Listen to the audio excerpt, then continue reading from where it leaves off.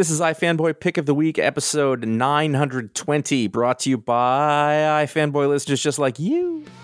I'm Josh Flanagan, and I am here today with my special co-host pal, Jim Viscardi. I'm back, baby. I don't know if Conor works here anymore. He's was gone last week. I don't know. He might be back in June. I can't tell. I mean, I feel like he's pulling a bit of a scam here because I definitely spoke to him via text message this week. And so, just saying. It turns out it's a lot easier to tell people what to do than to do the thing. I don't know if you have some experience in management, I believe. Except the thing is, he's not the manager. This is, people are confused. This is iFanboy. Every week, one of us picks the book that they like the best from their stack of comics. We will call that the pick of the week. We will talk about that book, other books from the week, the patron pick, listener mail. We have some good emails. I don't want us to get too overexcited and not get to them.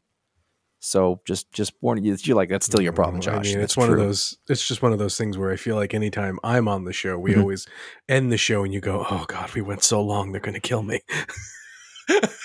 I don't know if you've noticed the real singular element there, but it's not you. I did the same thing to Ryan last week, and it's just like, I'm like, oh man, whenever you're on, it's like, no, Josh, whenever you're on. That's what it is. Jim, I didn't introduce you correctly. He's our pal. He's our guest host. Been around a long time of comicbook.com. That is the place where you can find me. The preeminent pop culture headline factory on the internet. That's right. Just churning them out.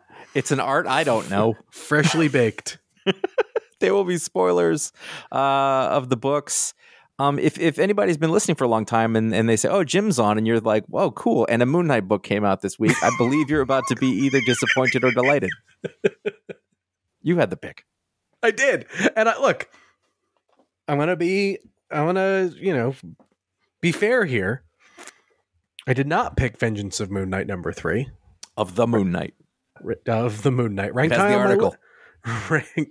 on my list, but did not pick. Actually, I had to pick Dutch number 2 by Joe Casey, Simon Gain, and it's just, I picked this book up randomly. There was a 0 issue that had come out, and I was like, oh, that's fun. And like the logo is an amalgamation of like all the original Image books from the 90s, and this is like, what if Image had a superhero like Sentry that they just kind of forgot and found and put into the Image 90s superhero universe, and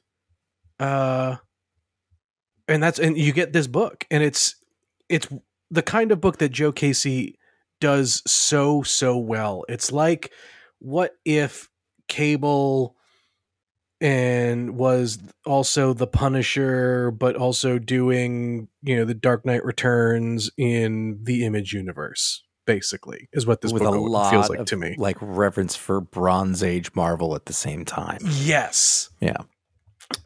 It's just good, fun solo superhero adventure with a ton of just killer action all the time, and a grizzled old hero doing things that people don't like, and making everyone around him wonder, what the heck is this guy doing? And this guy is like, why am I still doing this? And it just works, and it's gorgeous. And I'm like, I am so nostalgic for like that 90s superhero, like especially 90s Image stuff. I'm like, I am oddly very nostalgic for, and this book just scratches that itch for me, even though, right, like there's no other Image heroes or whatever. And I think it's funny because on the flip side, there's another book that's all very similar but also very different. I don't know if you're reading Local Man I've been told to many times. Local Man is great, and that's another one that just kind of like takes place in the world of these image heroes, and I'm just a sucker for it. And it's been really, really good. And there's only one issue left. It's going to end at issue 3, but it's really issue 4 because there was a 0 issue, because of course there was a 0 issue. And like I said, it really is just, but at the same time though, right? Like what I think Joe Casey does so well is like he writes superheroes in a way that like on the surface it just feels like dumb superhero fun, but inevitably like you're getting a real human story that makes you think, it makes you feel, and I just love that. So like I said, like I will read anything Joe Casey does, and this book is, if you're not checking it out, you need to go check it out. So what I think is interesting is that I can't quite put a finger on this. I know, and I think what you said about Joe Casey is true. I think that you don't have to get another thing out of it though if you don't want to. Sure. And I mean that in a good way, meaning that like if you are looking for sort of this, it's not hard-boiled superheroes, but it's close. I would have a very tough time describing Joe Casey's work because it is very mainstream in a lot of ways, and he has no compunction with being mainstream in that way, except he's not quite. And it is this like it's an indescribable misalignment with regular comics. It loves them. It is not trying to stray from them. He's not really trying to reinvent anything. But it just has a slightly different take to it. And he can't help it. Like, I think this is, but I also feel like I read this as like, this is pretty straight up. Like it's, one last, like one last adventure. I don't even want to be here. And I find myself looking for the hook. And again, I don't mean that in a bad way. Like I've got my eyes peeled to be like, what is going to be the thing here? And it might be that the thing is there is no thing. It's just the story that you're looking at. And that's what it is. I think, and that's what, like, I think the thing that I like about this is like, this just exists as a good, fun superhero story. And that's all it has to be, right? Like, cause I think like this is a guy who, like for me, my first introduction to Joe Casey was Wildcats 3.0. And it's a good one. And like that book just blew my mind. And Dustin Gwynn. And then I went to go like check out Butcher Baker. And I was like, whoa. Yeah. What is this?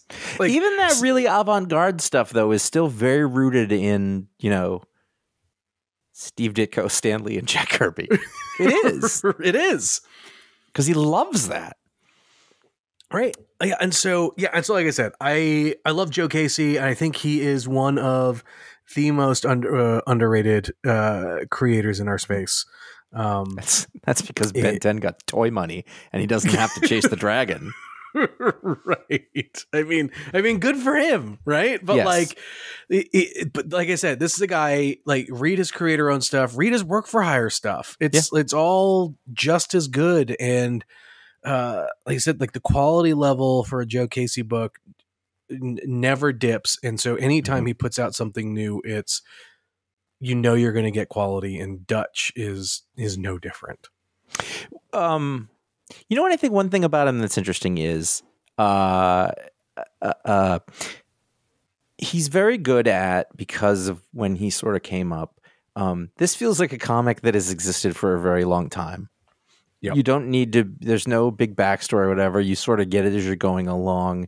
And to me, that always reminds me of, if you've listened for a long time, you've heard me say this, but like in the old days, you know, like when I first picked up comics, you would just pick up a comic. It could be whatever number, and you just started reading it. And he's good at that. Like picking up a comic, especially like new, this doesn't seem like it's the beginning of a story. The whole time I'm like, is this some other series I didn't know about? And it's not. I don't think it's completely whole cloth, but I don't know one way or another. It doesn't matter. But there's just something about that where he doesn't do too much. It's not too much. Right. He knows not to. And I was at Marvel when he did Vengeance. And Vengeance, for all intents and purposes, was a book that probably should not have existed, but it did. And I think Joe tells the story, or basically like he was just given it as a project with no real direction, and he made it like a must-read series in a way that gave us, you know, characters like America Chavez, like just doing it.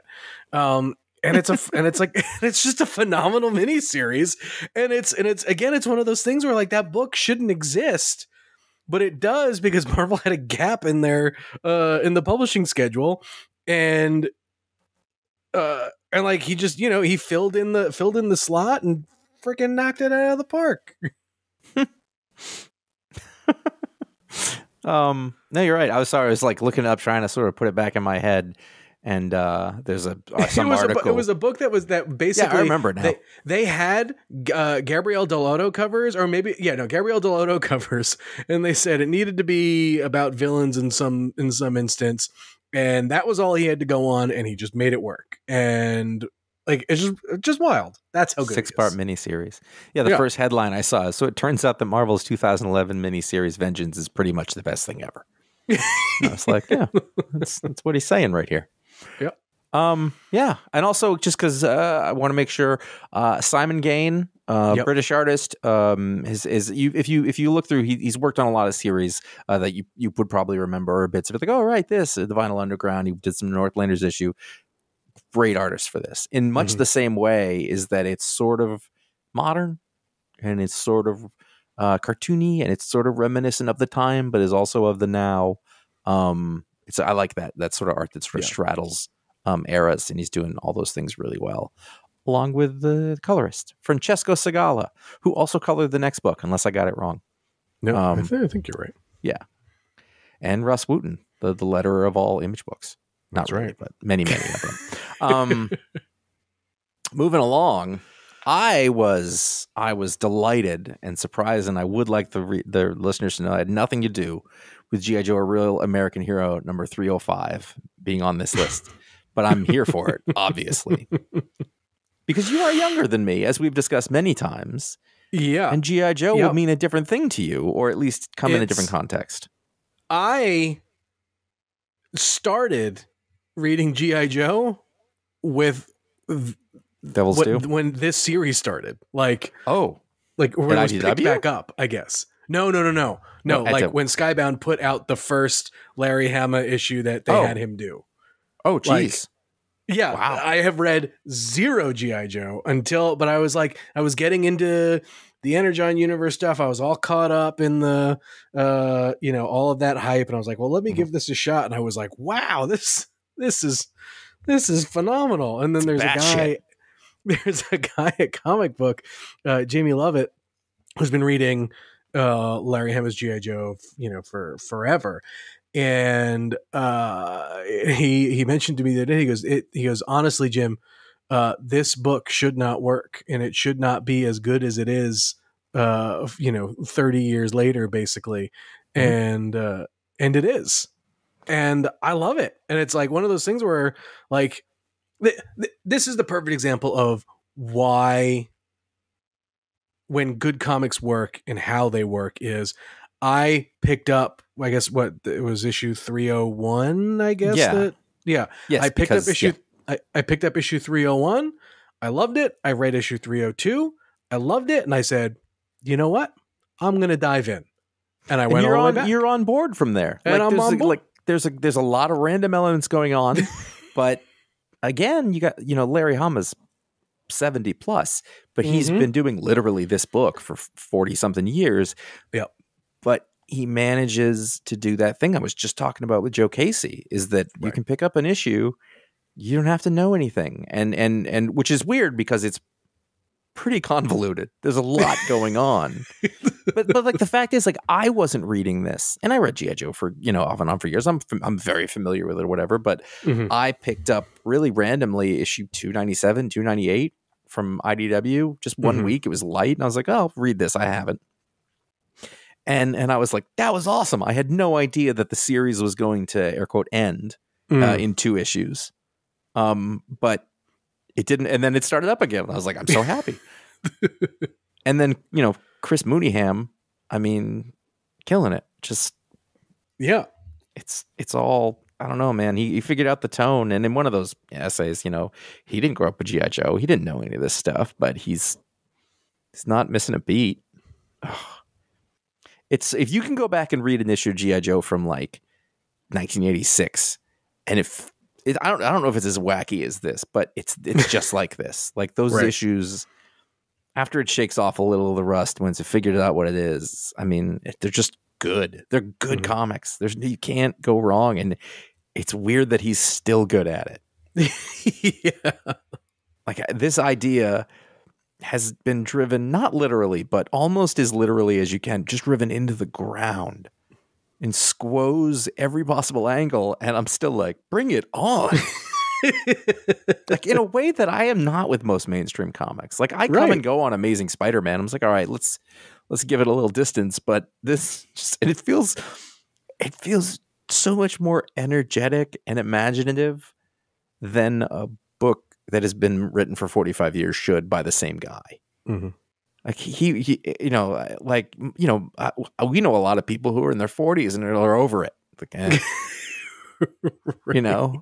he's just, I don't know. Maybe he just can't not suck. Maybe that's, he's got the there's mojo. also that, but I think it's also too, like, look, there's no one who knows these characters more or better than Larry Hama, and God bless him for it.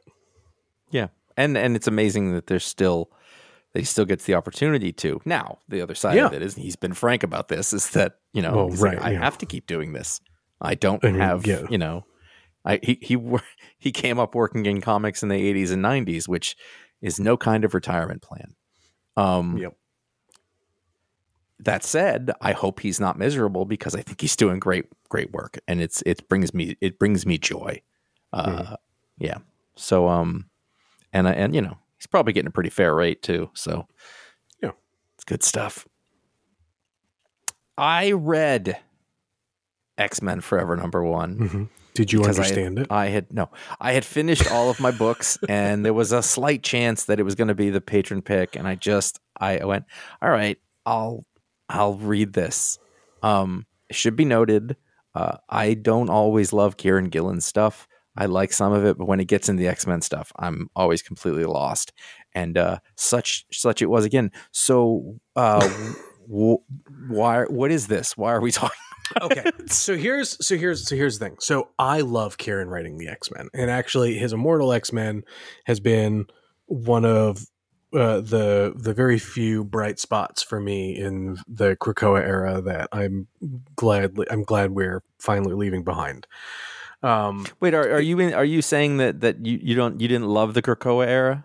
I loved the premise and the beginning of it, and then it completely went off the rails. Okay.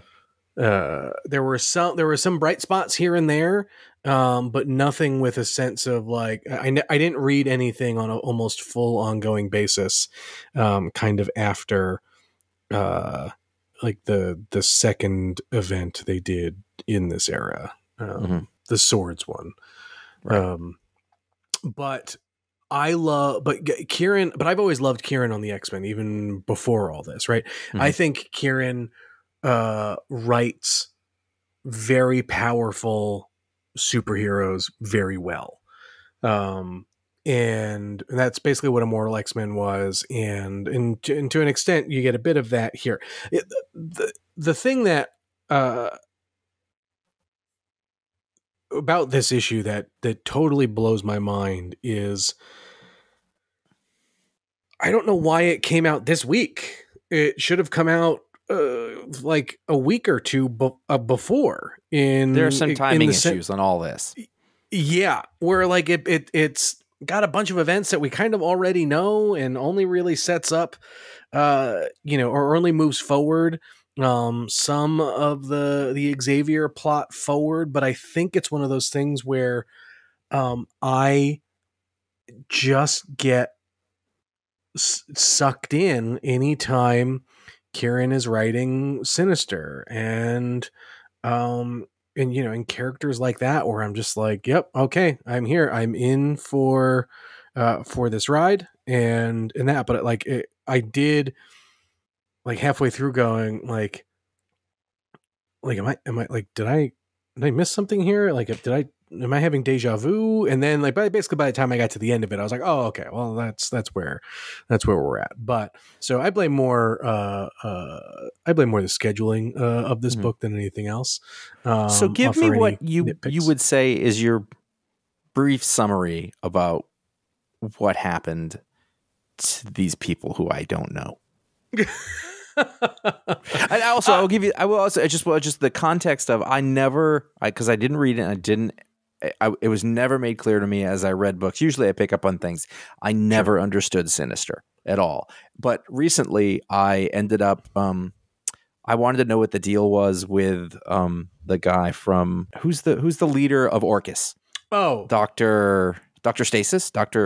Yep, Stasis. Okay, so I want to know who that was, and I was like, "Oh, he's and I started reading like the Sinister Wikipedia, and I was like, "Okay, right, okay, it kind of makes sense." Like it gave me a slight understanding. So at a certain point in this book, I figured out I was like, "Oh, this is a Sinister person," and then then so Sinister basically split himself up. Yeah, he's like split himself up into as an effort for survival, basically, and to basically put himself into all of the camps, right, that are all just like starting to just kind of fall apart and war and fracture and all of that stuff.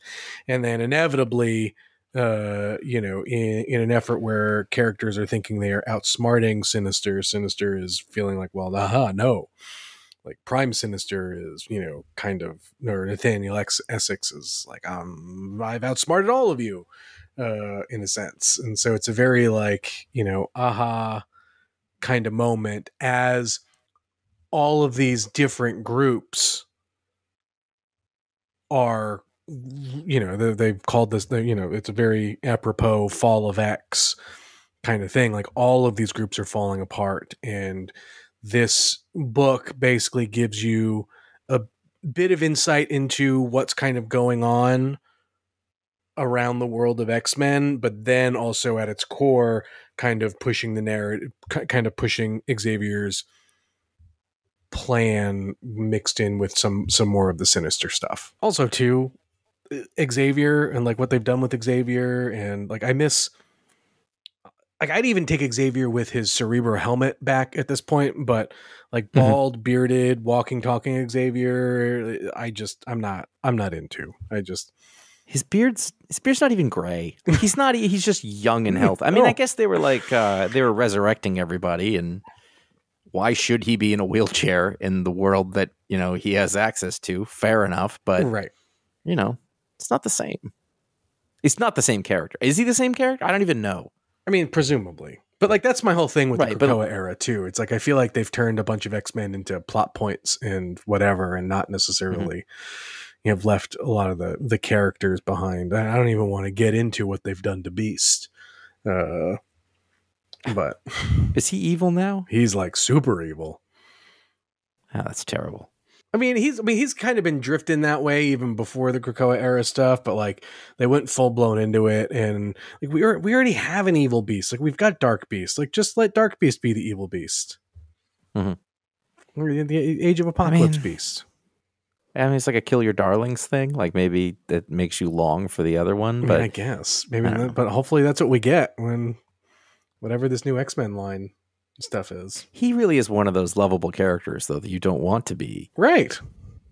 Like you wouldn't want Nightcrawler to be evil. It wouldn't be okay.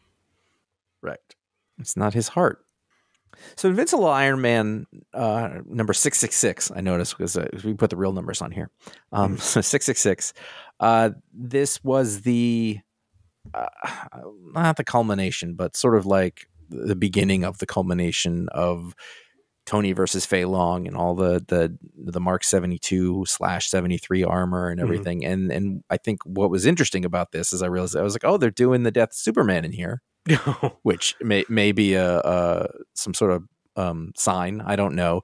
Every page is its own page. There's no panels. So this is like the climax of the thing. Yeah, I know it's the thing. Here's the thing. I love when we get, like, I love all the giant, like the new Sentinel Buster armor, and I love new armors, and I love all of that.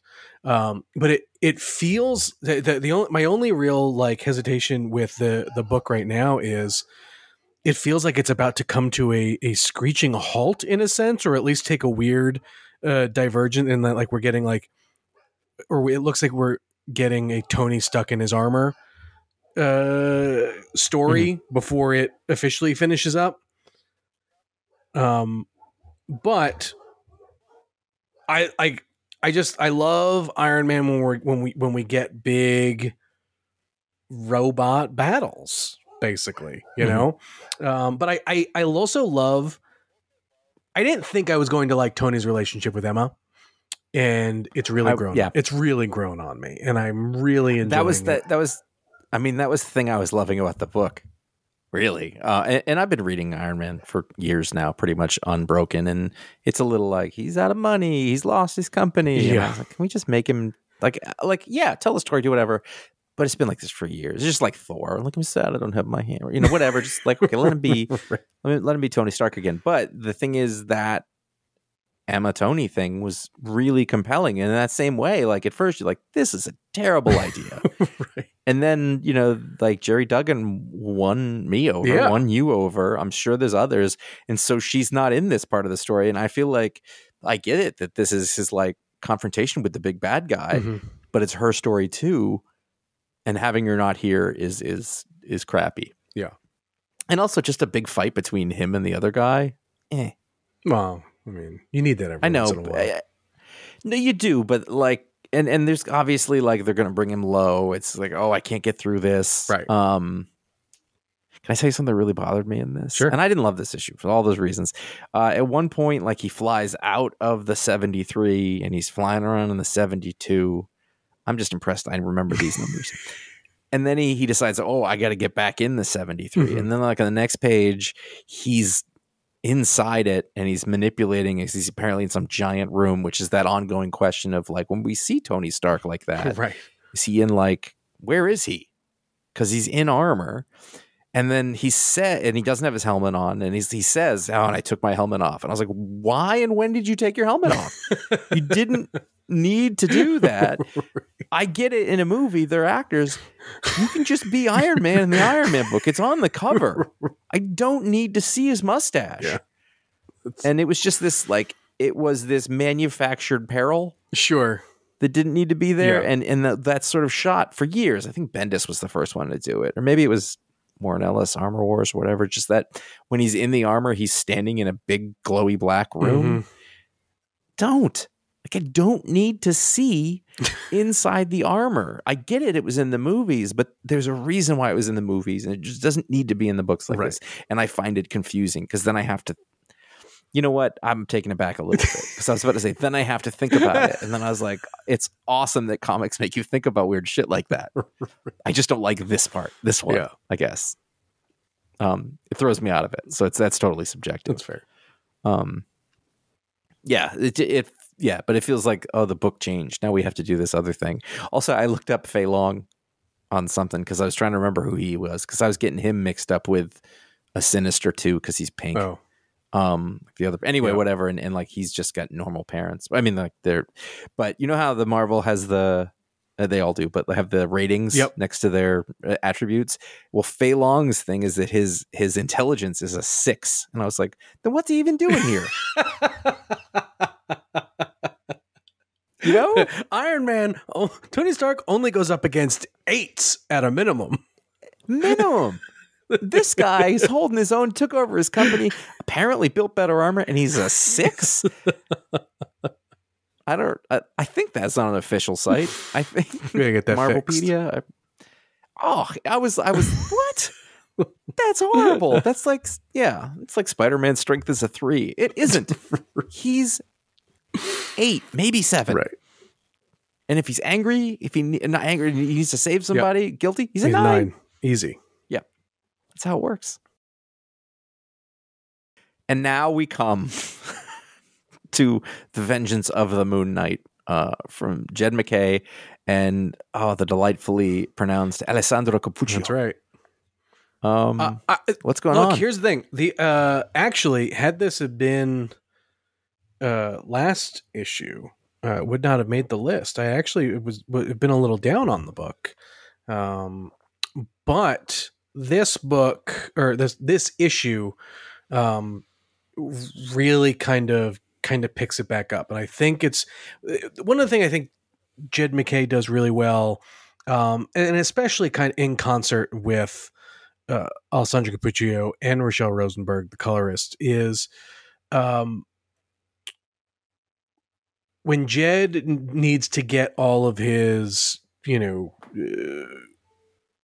info dump stuff like out of the way, and then like kind of opens it up a little bit for some fun action. I think that's really when the book kind of sings, because I think the dialogue that Jed MacKay writes during action scenes is actually very good, and so then when you put it, you put it all together, that's what in my opinion makes for great comics. And I think the where I'd been getting bogged down a little bit is there was almost like too much story happening recently, and with all of the stuff going on, where what is going on with Mark Spector and Moon Knight and all that jazz. And it's just like, part of me was just like, okay, can we like speed it up a little bit? Can we get moving? Can we get moving? And this issue was, okay, we're moving. And I'm like, all right, I'm in.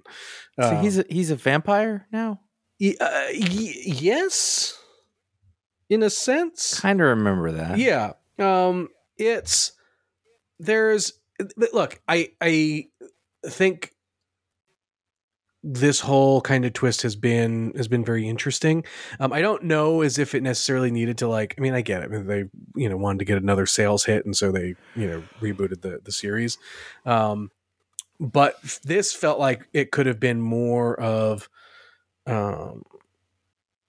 almost more like I would have appreciated. I think I would have liked this more as if it were a bit more of a mini event than necessarily starting as a kicking it off as its own series. And I'm sure maybe as we get further along in this, it will all start to make sense. But this could have been in the regular. It didn't need to have a new number one, but it is what it is. That's what they do. Yeah.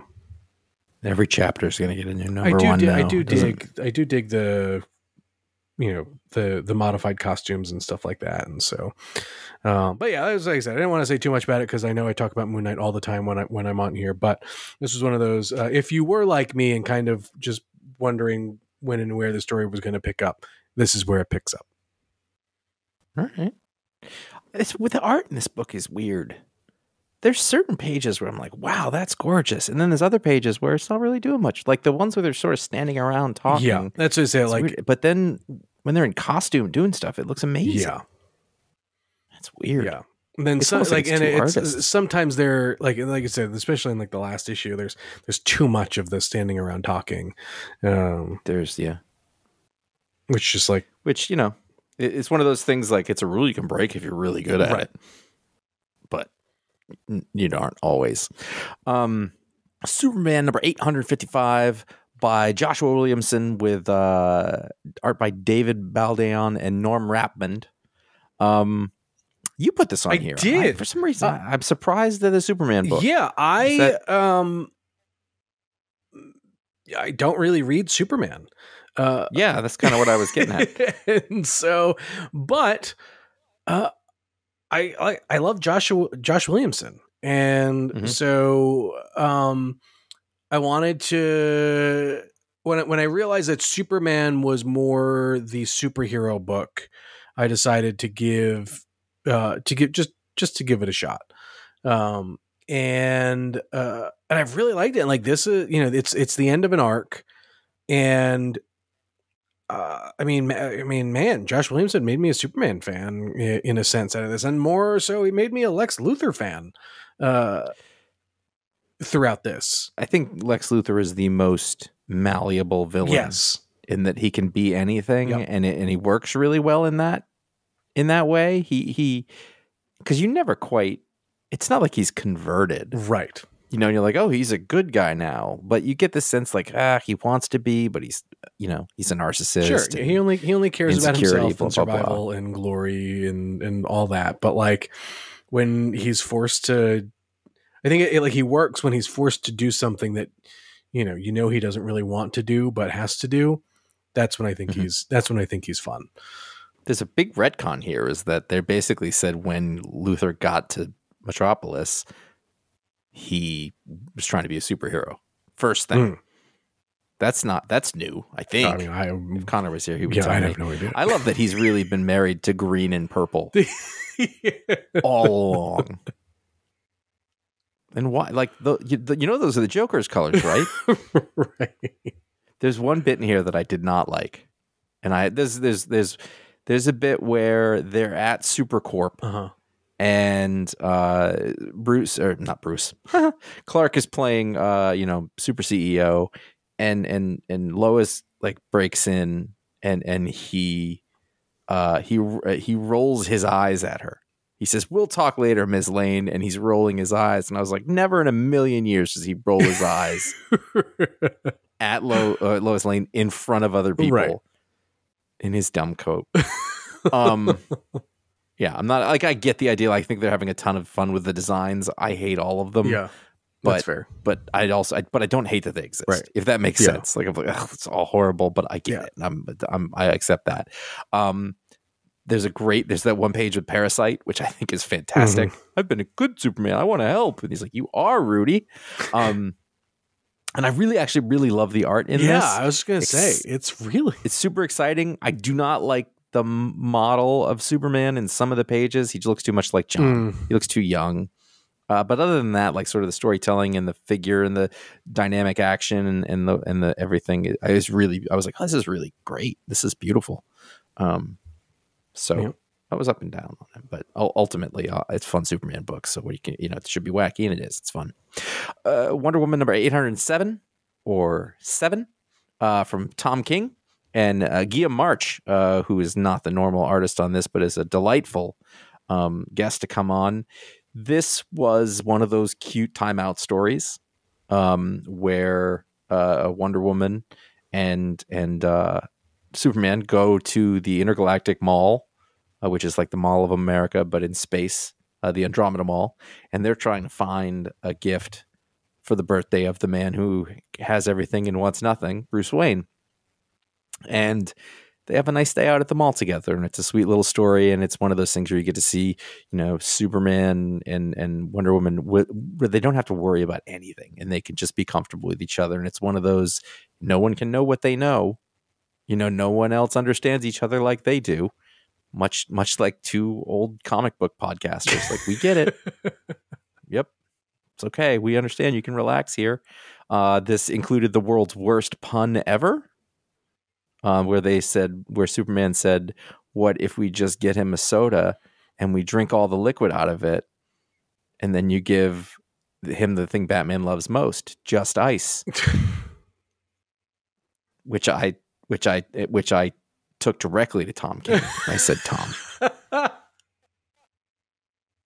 And he had no excuse. I did. I said to the pen, I said, Tom. And he was like, listen, man. I was like, you know what? It's not okay. It's not. It was clever in how terrible it was. Sure. I was like, the mind that thinks it up, you have to be impressed with. But you don't have to tell anyone about it. It's the thing about a pun is that you think of it and you're like, God, that really is very clever. And I want to let people know that I thought of it, but you shouldn't. This is terrible. That was good. The Nacellaverse, number 0. Now, what I learned about this, I did not read it. You will talk about it. Yep. Is that this is a thing that exists. Yes. I did not know there was another verse. Yeah. Well, it's new. So the Nacelle Company is a company fronted by Brian Volkweis, who is of The Toys That Made Us, Movies That Made Us, a bunch of other specials and stuff that you can find on various channels and streaming services, things like that, is a lifelong toy collector. And a couple years ago started picking up a bunch of old toy licenses, including Sectors and RoboForce and Garlo and Power Lords. And it wasn't until they picked up Biker Mice from Mars that I was like, oh, because I love Biker Mice from Mars. And that was really what made me like kind of pick this up. And I knew of RoboForce. I liked RoboForce for the exact reasons why I liked Iron Man this week. I just like big robots doing things, right? And so this book is a bit of a mixed bag. So basically, this is part of a very bigger, more ambitious plan where they're doing a bunch of cartoons for all of these. Ryan Reynolds is producing as a producing partner on Biker Mice from Mars. Dwayne "The Rock" Johnson, I believe, and his company is coming in for RoboForce. And so there's a lot of like a lot of attention like kind of around this, and this book is supposed to kind of be the starting point and then bridge for all of the stuff that they have coming out, which sounds totally crazy, totally ambitious. Who are these characters? What are they kind of thing for literally anyone picking these up outside of the people who know maybe what some of these licenses are. Like for me it was Biker Mice. And somehow it works. For you. For me. It works for me. Garlu is kind of the main, kind of the needle threading this all together. Like I said, I don't think there is anything that will ever get me interested in Sectors at all. Sectors is the only one I knew. I had some, and I mean, like I don't think about it for like I don't know if people remember this. You probably won't because you were a zygote. They were like action figures. They were Thundercats knockoffs, right. And they came on like their mounts were giant bugs, and each of the bottom of them was a glove, and you stuck your hand in the glove, and therefore you then became the legs of the bug because they were either furry or smooth or whatever, and then they like sat on top of them. And I hate bugs, but I had 2 of those. Because it was a neat mechanism, and I don't even know if there was a show. I don't understand like how a guy goes from being a big toy collector to like, did he make a lot of money off toys? And did he produce the Toys That Made Us, or is he just like a featured? No, player? he produced it. He is the mind behind the Toys That Made Us. Huh. Yep. And also he is also early in Brian Volkweis' career, and I think he still does this. He produces a lot of comedy specials. As well, and has worked with a bunch of really big name comedians and stuff like that. And he's produced some of the like Disney artifact shows that are on Disney Plus. That are so he knows how to get things done. Yeah. And so and he's a super great guy, super enthusiastic. And like again for me, right? Like I came for the Biker Mice, and the Biker Mice delivered, and I look forward to Oni putting out a new Biker Mice book because I'm that kind of sucker for nostalgia. What happened to Oni? I don't even recognize Oni anymore. They should change the name. Well, I think I think that's what they're going through now, right? Like Hunter Goranson, I worked with at Marvel, and he's publisher over there now, and I think he hasn't been there long, but I mean, listen, what they used to do that I loved I don't know that there is a market for. I think First Second is probably pretty much, taking that up. The Scott Pilgrim days are over, but I don't know what it is anymore. In that it's other than just like, it's so different than what I expected. And I keep going, well, maybe this is a book, and it's not. Yeah. And again, it's not even a comment on the quality of the things. It's just, it's so different.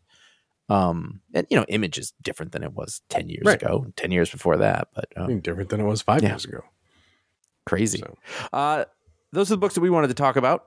But each week the patrons get to vote on a book, and this week that book is Man's Best #1 from Pornsak Pishishote, I think, maybe, who did some really interesting books. The Good Asian. He used to be an editor at, I think it was Vertigo, and then it was DC after there was no Vertigo. Jess Lonergan on art, amazing artist. He did some sort of, I don't know, was it one shot or something a year or two ago. Blew my mind, and I've been following him on Instagram, and just beautiful art. Letters by Jeff Powell. I would describe this as, there's a lot of pet books going on right now. Yeah. There's a lot of people who love pets, and they love We Three from Vertigo, and they're taking their swing at it. Yep. And this is another one of them. Yep. Homeward Bound in Space. Yes, that's kind of it. So you've got, the alien, not aliens. You got the pets, and they have robot armor, and they're training to fight clangers, which are big evil robots. But then some of that takes place in VR, I guess. It's a weird setup. It's a very strange, and like after that, it kind of stops making sense to me. I guess they're on a spaceship that's trying to find a planet. Yeah. And then it crashes, and they're the ones left, and they got to go be good dogs so they can get back to their master, I guess, who crashed in the ship, but then other people kidnap them. A lot happens, but I'm not clear on what most of it is. The thing that I think is selling me the most on this book is the art on it. Yeah. I really enjoyed just going through my first read, but then like flipping back to like just look at certain pages and panels more and more. That's probably what's going to get me to issue 2, and then I'll probably go from there. But again, I'm in the kind of the same boat where it's just like, it feels like there's a lot going on here. I think I need a little bit more information on like just really the core direction and what this book is for me to stick around. But I think one of the things is, when you have cute animals, the instinct is to sort of be like, that's enough. Right.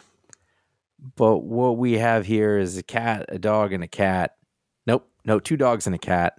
And they have personalities. There's the one dog who's been in every fucking story with anthropomorphic pets, is like, we got to do the right thing for our master because I'm a good dog. Then there's a cat who I don't really know the cat's personality, but it's a little bit. And then there's another dog who's kind of a dick, and he has a big rocket on his back, which is awesome. And I don't think that they're named after the Porthos, Athos, and the 3 Musketeers. No, I didn't know that. I didn't spend enough time with any of the characters to know who they are or why I give a shit. There's a lady who's like their trainer, and she seems to be in love with the jerky guy in an eye patch who hates the animals, which is weird.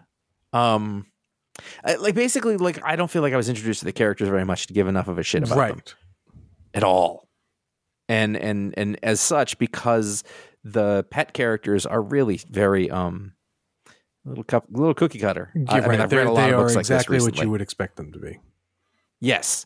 And, if you're saying if you're doing Homeward Bound, I guess that makes sense. It's fine. But I've read a lot of books like this recently. I feel like, that Tom King is doing, I forget what it's called, but Zip Boom also, the dog pound one, or the pet shelter. I forget what it's called. And they have those kind of animals. I've seen The Secret Life of Pets 1 and 2. And again, there's not a lot here that wasn't in We 3, and We 3 was fucking amazing. I haven't even seen it. I couldn't tell you what it was, but I know it made me cry, and it was 3 issues. you know, Yep. it's a tough thing to go after. Yeah. In terms of a genre, and I don't know what this is bringing to it that hasn't been brought. Yeah, I think yet. like I said, right. I just wish this was a little bit more straightforward, and that just like like you said, the pets are exactly what you would expect, and for honestly, sometimes that can be enough, but I don't. But like I don't know what the stakes really are yet, and I feel like I should at least know what the stakes are, in a sense, or. Well, I mean, I would boil that to I don't know why I'm supposed to care yet. There wasn't anything in here that made me care. None of the relationships. The closest thing that was interesting is the one dog who has an awesome jetpack on his back, which helps. Not a jetpack, like a rocket. He's got a big ass rocket, and he's impetuous, and he's got he's got an inferiority complex. That's it, and that's not a lot to go on. I'm gonna say a phrase to you that I'm thinking about. Oh boy. Jess Lonergan is like a minimalist James Stokoe. Oh, yeah. There's something here that's like that. There's these sort of thin lines. That the panels, the way that he does panels and the sort of squares within squares, and he does, the way that he controls the dynamics in the sizes and placement of the panels is so interesting. And so good.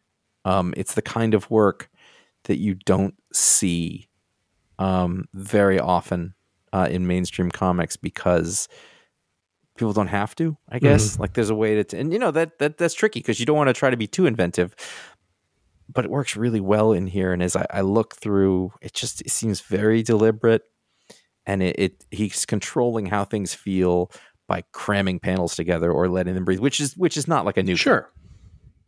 But the way that he's doing it feels new and skilled, and is really interesting. Yeah, the character models are beautiful. That's what's getting me to issue 2. Yeah, that's very fair. And if there was going to be anything, and a spoiler, I don't know that I'm decided on that. It will be that, but I instantly perked up at that name because I remembered, like there's a lot of artists that come through, but every once in a while, what was that book from Image? I forget. But I was like, who is this person? And I instantly found as much art as I could on them. And there's just not a lot of comics out there that Jesse Lonergan has done. So he's somebody to watch out for. Okay, it's ratings. Okay.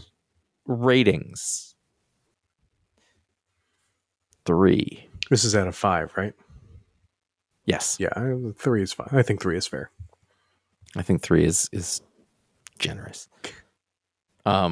I mean, it's weighted on one side or the other. It's too ambitious by half, and it's from a story perspective, and there's a lot of heavy lifting in the art. You are sticking with it? I will do one more. I will look at the next one. I mean, that's fair. And I'll if I'm looking through it and something grabs me about it, I'll move that into a reading. But I'm going to look at the next one. I did that for a long time with Greg Smallwood. I was like, it was a Moon Knight book. I was like, I don't really like this book. I'm going to look at it every week, every time it comes out. That's going to be a thing. So that was the patron pick. Thank you to all the patrons who do that. If you are interested in voting on a book for us to read, to force us to read, but also just help support the show, you can go to patreon.com/iFanboy. You can directly support the show. You unlock shows. You already did that, really. There's a great community that is formed around the patrons on both Discord and on Facebook. There is a monthly patron hangout, which my son is apparently a big fan of, which is the best thing that's ever happened to me. And then he found out that the rest of the shows that I do aren't on video, and he's completely uninterested in that because of YouTube. There is now a yearly membership. It is 10% off of the whole year if you want to choose that. That has been people have opted for that, which is so cool. What a flattering commitment to have made in that way. So thank you for the folks who've done in any way. There's tier exclusive merch. At $5 or higher, you will get a patron power, and you'll have access to the Discord server. At $10 or higher, you get an ad-free feed of this show. You can find out more at patreon.com/iFanboy. iFanboy.threadless.com is a merch store. There are 13 designs on t-shirts and more like that. All sorts of stuff. iFanboy.com/support has a PayPal link. You know what to do with that. iFanboy.com/Amazon is the way that you can, if you buy stuff on Amazon, then we get a little piece of that. It's an affiliate link. It doesn't cost you anything. Nice and easy. You were going to get some weird, cheap Chinese shelves for the bathroom. And they're going to break because they're made of particle board and it's in a wet environment. But I mean, at $8, who can complain? There will be links to buy the books on Booksplode. And of course, there's bookshop.org, which aggregates local bookstores for you to order books online. And that way you'll find those links where appropriate. And like we said, every week, patron at the $5 or higher level gets a dumb superpower. It still says dumb. I don't like that. We bestow them with powers and abilities beyond those of normal mortal humans. And Joseph Israel is your burden to bear this week. I've thought about this one. Okay. How long? Not a terrible amount. Probably the last 5. It's okay. You don't have to try to inflate your how long you've been thinking about numbers just because we're here. Like 3 minutes. But okay, fair enough. Joseph, I've thought about it much less. Joseph will never, ever have to worry about a can of soda exploding on him. Ever. Let's say you were carrying 12-pack of your soda of choice into your house and you drop them and you're really looking forward to cracking one open and drinking it. And you're like, oh my God, I'm gonna have to wait like 2 or 3 minutes for it all to settle for me to open this thing again. No, not for Joseph. First of all, 2 or 3 minutes is not long enough if you're talking about a high fall for a can. He just puts his hand on the can, and that can will open with such ease. No explosion, no nothing, just that. But that clean, crisp. Okay, that slight mist. I can tell that I'm talking to a soda drinker right here. Because you put me in a sense memory. Like, I don't smoke, but I think this might be just as bad. But what you just said was just like, oh, yes. Yep. I heard it and I felt it. And what I thought was, does he make it flat? And you said, no, that's not what he brings it back to the proper level. He brings it back to the proper level. He reabsorbs those carbon dioxide molecules to the correct level. That's it. Huh. Does it work with any kind of carbonated beverage, or is it only soda? Any kind of carbonated beverage. If it is in a can, if it's a 2-liter bottle that got kicked. Okay, so any sealed container. Joseph. Is there any sort of recarbonation issue? No, he can only. Okay. He can only decarbonate. Okay. He cannot raise the dead. He cannot raise the dead. Because that carbon dioxide is still in the can. He's just replacing it to have been part of the liquid solution. Yep. As opposed to struggling to get out. You can tell that my grasp on the science of it is very tenuous, but I'm trying to act like I know. I don't think I'm wrong, but I very well could be. All right, I like that. That put me in a time and place too. See? Like you. There you go. Yeah, you put me somewhere, and you know that Joseph is. It's almost like a sure bet that he's like, I hate soda. he's a tea guy. He's an iced tea guy. Ugh. That's just water that's slightly brown. Okay. So like I said earlier, there's some emails here, and I think they'll be fun to do. Jordan from Alabama says, I was listening to the latest Pick of the Week podcast, and y'all's conversation about J. Michael Straczynski on Captain America got me thinking. And just so you know, when I read this, it didn't go where I thought it was going to go after this, and I'm thankful for that. I myself have never been a huge fan of J. Michael Straczynski comics. The only notable exception to this was his very brief Thor run from 2007. They're all brief because he always quits before they're over, Jordan. I'm stopping. No, I'm not going to keep going. Are there any creators, either artist or writer, that you traditionally dislike, but have had a series run or issue that you did like? And if so, why? I think this is a wonderful question. That's interesting. It is. This is a starter, and I know that it'll speak to you in a certain way because you are a huge fan of Dan Slott's run on Amazing Spider-Man. Am I a huge fan? I thought you were. Am I wrong? I don't like Clockwork. I have only ever been into every other arc Dan has written on Spider-Man. Oh, maybe that's what it was. Either way, I was so not into Dan Slott on anything. Really, it wasn't that I didn't like it; it just didn't do it. Like I remember there was Fantastic Four, there was Amazing Spider-Man, there was Iron Man, but that fantastic. Wait, I'm sorry, I meant to say Amazing Spider-Man, and there was another one. It was a Silver, whatever. The Fantastic Four run that he had just before this stellar Ryan North run. I loved every single bit of it. I couldn't get it. I don't know what changed from sort of the guy who I wasn't for, but when in that context, man, I couldn't get enough of that series every issue. It's the first thing I thought of. I have probably a fairly controversial one. Ooh, I like this. Grant Morrison. Okay. And the thing I did like? Oh man. Final Crisis. It's not controversial. It's baffling. To be fair, I did love All-Star Superman, but I didn't read that until after. And here I am talking about We 3 like it's some sort of sacred text. No, and look, like I think the problem is I got into Grant Morrison late, I think. Or you know what? I got into Grant Morrison when he was writing Batman. And that was rough. Man, that made absolutely no sense to me.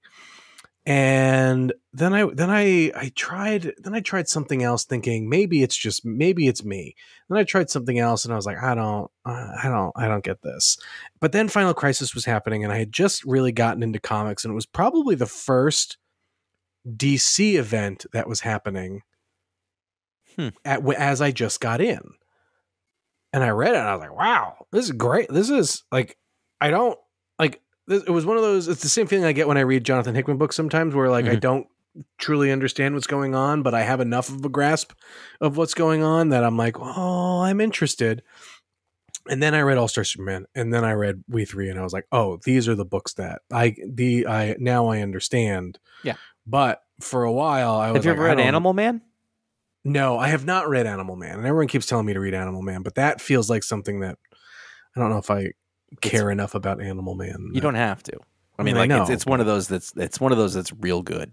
Yeah, and not in the like this is, I mean, the thing about Grant Morrison is always been Conor and I is that he swings for the fences every time. Right.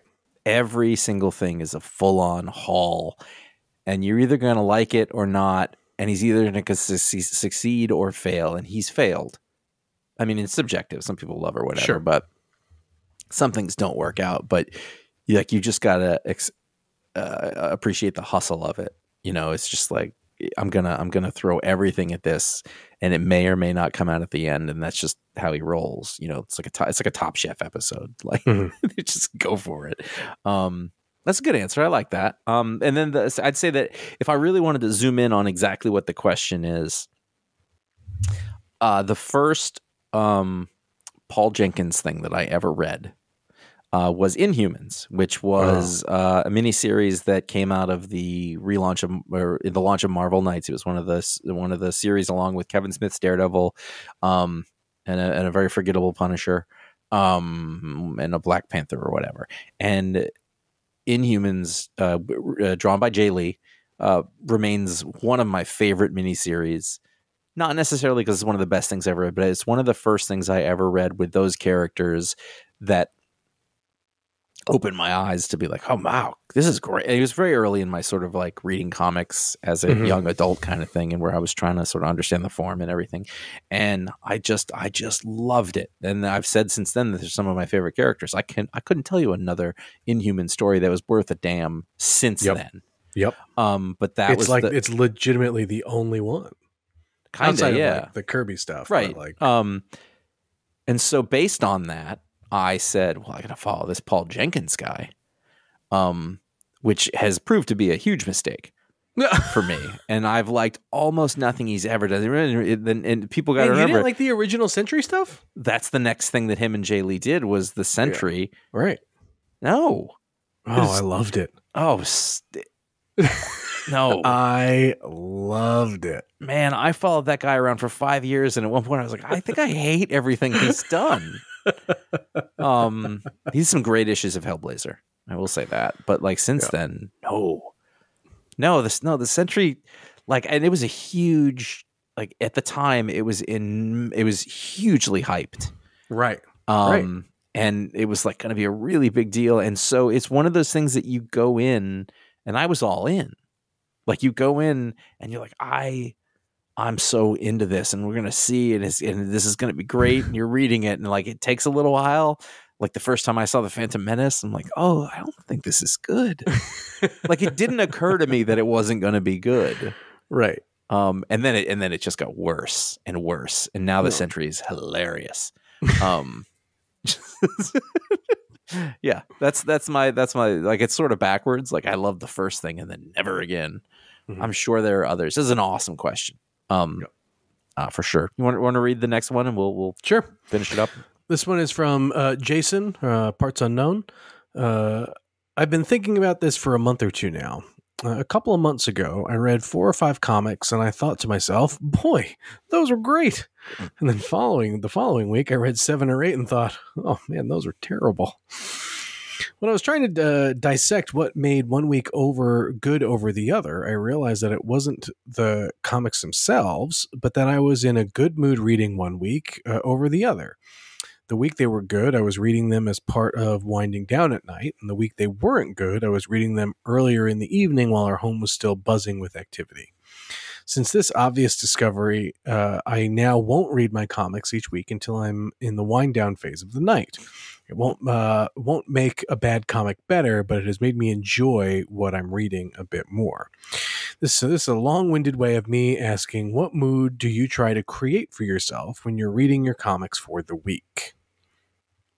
That's a good question. Now, I know that my situation is unique in that every week there is a sort of a forced march to get a bunch of books read within a given amount of time, which has led me to a situation that I will describe in a minute. But how, without you what's your situation? I mean, you're keeping up, obviously, but I mean,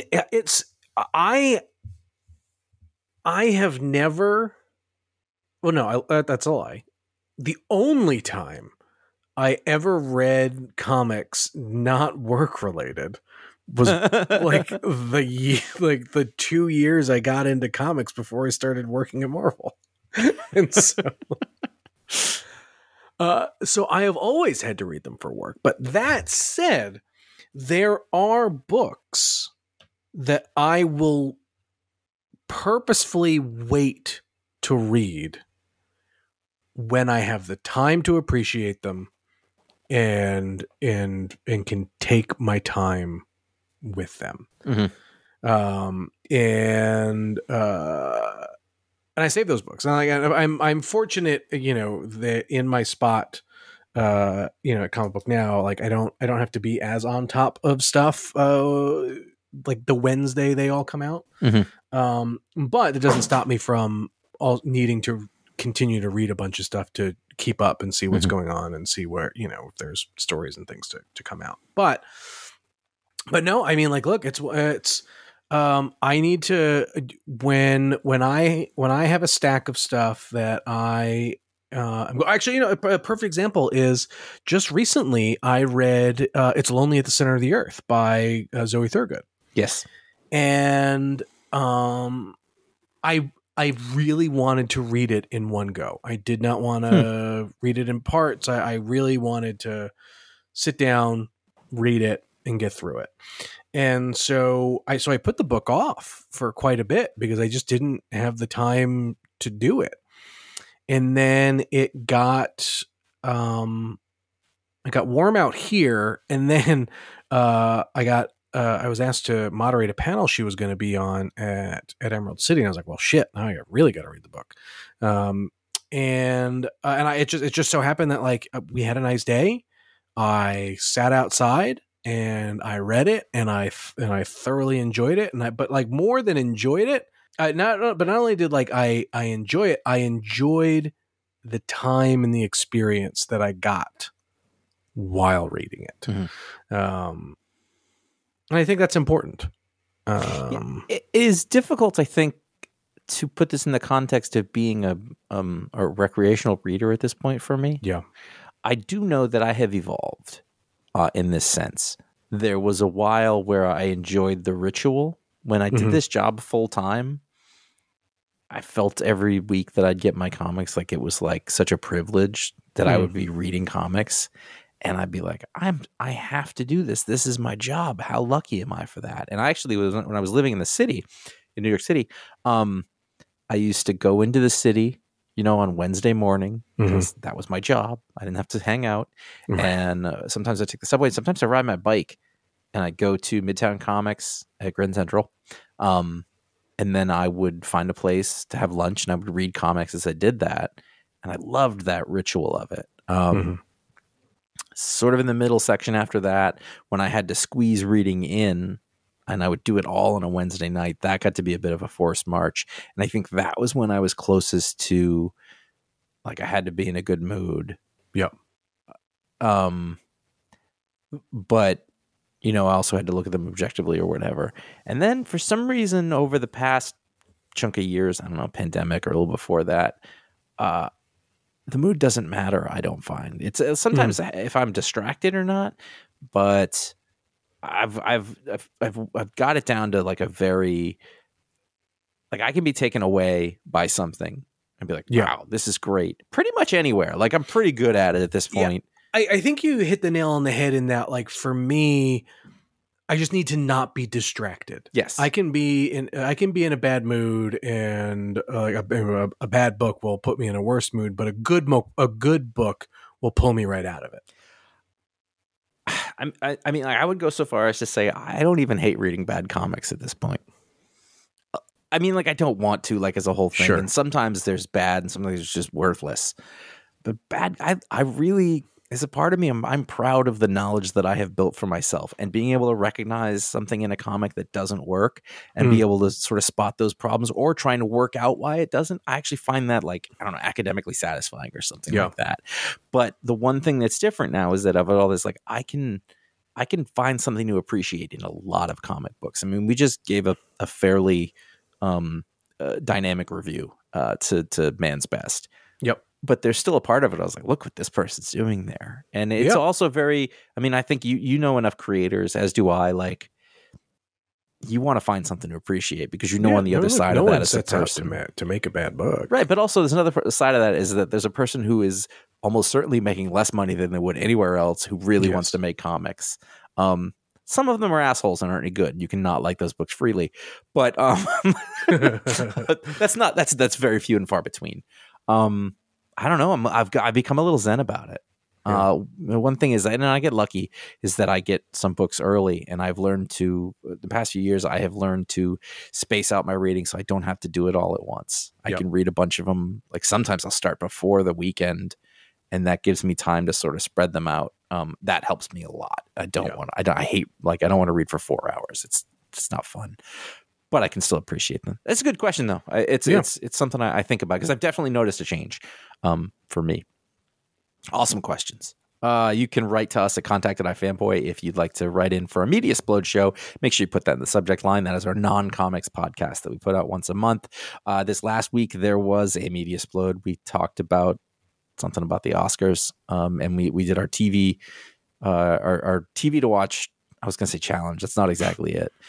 We all talked about the shows that we have in our backlog that we want to watch, and the other two voted on the shows that we have to watch before the next Media Explode. So we all have our assignments, and we'll come back. Is Only Murders in the Building on that list? They all watched that. They had that. They did. I never wanted to watch it, so it wasn't on my to watch list. I just started season 3. I'm loving it.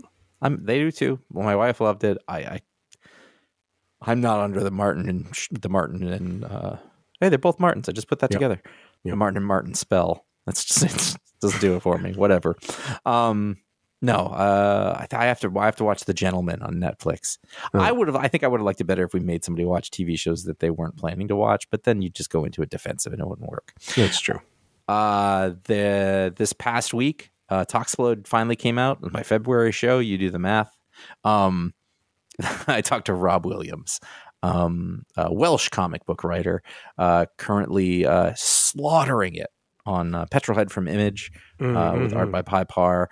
But the guy's been on Judge Dredd for 20 years. We talked about Dredd and how I don't really know anything about it, and I thought it was really fascinating. I loved his Ghost Rider. Yeah, he's also done a lot of sort of bits of Big Two here and there. Ghost Rider, Punisher, Suicide Squad, a lot of stuff. Suicide Squad, not so much. Really good creator-owned stories that sort of pop up now and then. He was sort of like a Vertigo guy who showed up at the wrong time for a Vertigo, which sucks. I'm really thoughtful about, we talked about story and how to put them together and how he does that as a sort of workaday writer.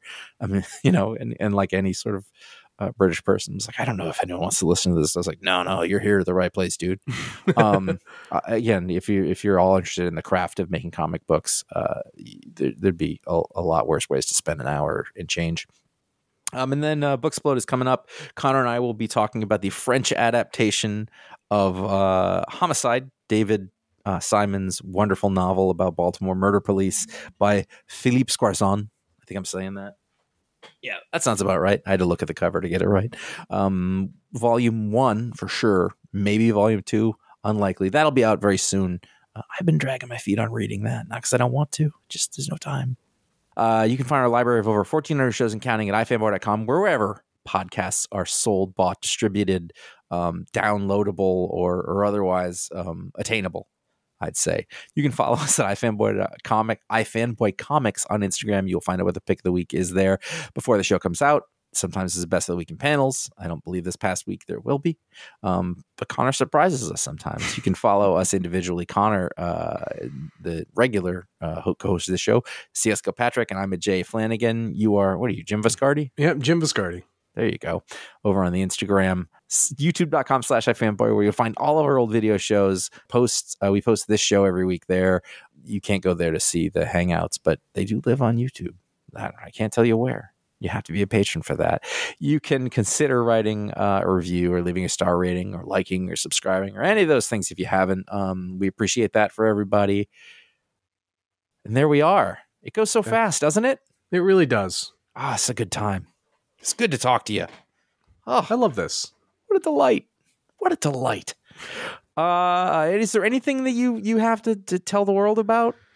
No, I mean, look, go to comicbook.com. Lots of great stuff there. Well, there you go. All the time. It's not just comic books, is it? No. There's wrestling. I know that. Mm-hmm. I think we put a story up last night that I don't know if you're a fan of Subway and their sauces, you can buy them at your grocery store now. I'm not. But if you were, yeah, no, that's you could. There's definitely. I would love to hear the numbers on that one.